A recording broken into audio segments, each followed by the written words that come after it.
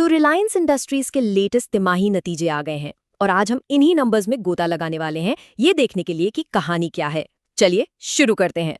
तो सबसे पहले जो हेडलाइन नंबर है वो है रेवेन्यू ग्रोथ। साल दर साल 10% की जबरदस्त बढ़त।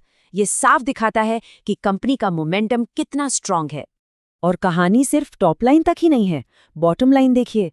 इस क्वार्टर का नेट प्रॉफिट है 22,290 करोड़ रुपए। मतलब कंपनी की परफॉर्मेंस कितनी मजबूत है। अब सवाल यह है कि ये सब हो कैसे रहा है।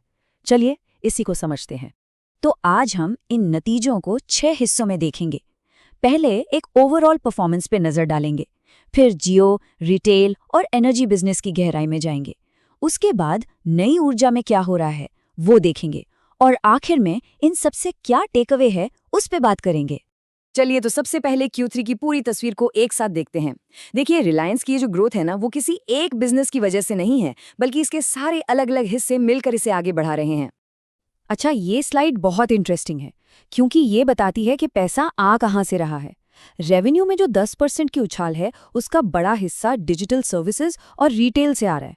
वहीं ईबिटडा मतलब कंपनी की ऑपरेशनल कमाई, उसमें 6% की जो बढ़ोतरी हुई उसकी वजह है ऑयल टू केमिकल्स यानी O2C बिजनेस का तगड़ा प्रदर्शन। हाँ, नेट प्रॉफिट की रफ्तार थोड़ी धीमी जरूर है, सिर्फ 1.6%, और ऐसा इसलिए है क्योंकि 5G नेटवर्क खड़ा करने में काफी पैसा लगा है। अब आते हैं जियो पर, और देखिए जियो अब सिर्फ एक टेलीकॉम कंपनी नहीं रह गई है। ये टेक्नोलॉजी और स्केल का एक ऐसा पावर हाउस बन चुका है जिसकी कोई बराबरी नहीं है। जरा इस नंबर पे गौर कीजिए, 515 मिलियन कस्टमर्स। ये कोई छोटा मोटा आंकड़ा नहीं है। इससे पता चलता है कि जियो की पहुंच देश के कोने कोने में कितनी गहरी हो चुकी है। और बात सिर्फ मोबाइल की नहीं है। जियो ने अब तक 25 मिलियन घरों को अपने ब्रॉडबैंड नेटवर्क मतलब जियो फाइबर से जोड़ दिया है। ये होम इंटरनेट मार्केट में इसकी तेज रफ्तार को दिखाता है। और जब बात 5G की आती है तो यहाँ जियो का दबदबा बिल्कुल साफ है। भारत के कुल 5G सब्सक्राइबर्स में से 65%, सोचिए 65% जियो नेटवर्क पर हैं। ये फ्यूचर की टेक्नोलॉजी में एक जबरदस्त लीड है। तो सवाल ये है कि जियो की असली ताकत क्या है। वो इस बात में है कि इनकी टेक्नोलॉजी पूरी तरह से अपनी है। सॉफ्टवेयर से लेकर हार्डवेयर तक सब कुछ इन हाउस बना है। इसका फायदा, एक तो कॉस्ट कम होती है और दूसरा इनोवेशन करने की पूरी आज़ादी मिलती है। जियो की टेक्नोलॉजी की बात हो गई, अब चलते हैं रिटेल की दुनिया में। यहाँ रिलायंस का खेल सिर्फ नए नए स्टोर खोलने का नहीं है, वो ऑनलाइन और ऑफलाइन यानी दुकानों और इंटरनेट की दुनिया को एक साथ मिला रहे हैं ताकि कस्टमर को एक कमाल का शॉपिंग एक्सपीरियंस मिले। ये स्लाइड पुराने और नए तरीके के फर्क को बहुत अच्छे से दिखाती है। पहले क्या होता था, पारंपरिक दुकानें थी जहां जाके शॉपिंग करनी पड़ती थी। अब क्या है, एक ओमनी चैनल एक्सपीरियंस है। पहले आप प्लान करके जाते थे, अब इंस्टेंट क्विक कॉमर्स है। मतलब अभी सोचा और अभी सामान घर पर। पहले पहुंच सीमित थी, अब पूरे देश में डिलीवरी हो रही है। और ये सिर्फ कोई थ्योरी नहीं है, ये असलियत है। रिलायंस आज अपने आसपास के स्टोर से रोजाना 1.6 मिलियन से ज्यादा ऑर्डर डिलीवर कर रहा है। सोचिए, एक दिन में 16 लाख से ज्यादा ऑर्डर। ये दिखाता है कि क्विक कॉमर्स में भी ये कितनी तेजी से मार्केट कैप्चर कर रहे हैं। तो ये सब हो कैसे रहा है, मतलब इतना बड़ा ऑपरेशन चलता कैसे है? इसका राज है उनका जबरदस्त नेटवर्क। उनके जो 3000 से ज्यादा स्टोर्स हैं ना, वो सिर्फ स्टोर नहीं है, वो डिलीवरी हब भी हैं।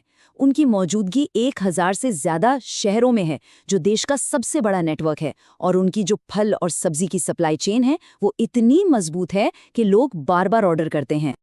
चलिए अब बात करते हैं रिलायंस के पारंपरिक लेकिन बेहद ताकतवर बिजनेस की, ऑयल टू केमिकल्स। आप इसे कंपनी का कैश इंजन या कैश काउ भी कह सकते हैं।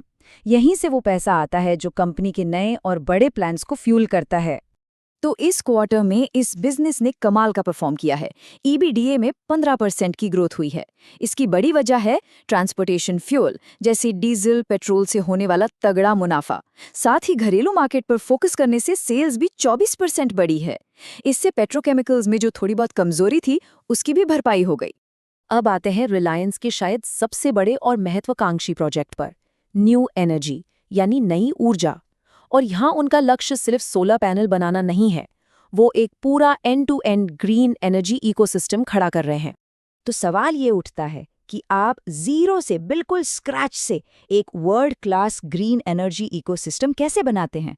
रिलायंस की स्ट्रैटेजी क्या है, चलिए देखते हैं। उनकी स्ट्रैटेजी के 4 मजबूत पिलर्स हैं। पहला, जमीन।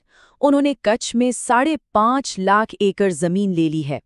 दूसरा, एकीकृत गीगा फैक्ट्रियां बनाना, सोलर के लिए, बैटरी के लिए और इलेक्ट्रोलाइजर्स के लिए। तीसरा, इन फैक्ट्रियों से जो बिजली बनेगी वो सबसे पहले अपने ही काम में आएगी ताकि कॉस्ट सबसे कम हो। और चौथा, जापान और यूरोप जैसे बड़े बाजारों के लिए ग्रीन फ्यूल बनाकर एक्सपोर्ट करना। और ये कोटेशन, ये उनकी सबसे बड़ी ताकत को दिखाता है, कॉस्ट और एग्जीक्यूशन। रिलायंस का मानना है कि जिस स्केल और जिस कॉस्ट पर वो ये इकोसिस्टम बना रहे हैं ना, अगर यही काम अमेरिका या यूरोप में करना हो तो लागत कम से कम 5 से 6 गुना ज्यादा आएगी। मतलब इसे कहीं और कॉपी करना लगभग नामुमकिन होगा। तो चलिए अब इस पूरी बातचीत को समेटते हैं। हर बिजनेस से इस क्वार्टर का जो मेन टेक अवे है, जो मुख्य थीम है, उस पर एक नजर डालते हैं। तो बड़ी तस्वीर क्या है? जियो टेक्नोलॉजी और स्केल के दम पर मार्केट पर हावी है। रिटेल एक बहुत बड़ा ऑमनी चैनल जायंट बन रहा है। O2C ये उनका हाई क्वालिटी बिजनेस है जो ग्रोथ के लिए कैश बना रहा है। और न्यू एनर्जी, यहाँ वो एक इंटीग्रेटेड और कम लागत वाले मॉडल के साथ एक ग्लोबल लीडर बनने की तैयारी कर रहे हैं। और अंत में एक बड़ा सवाल छोड़ जाते हैं। जियो ने टेलीकॉम की दुनिया को हमेशा के लिए बदल दिया।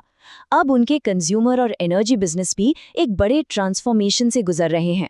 तो सवाल ये है कि रिलायंस का अगला दुनिया को बदलने वाला जियो मोमेंट क्या होगा? ये एक सोचने वाली बात है।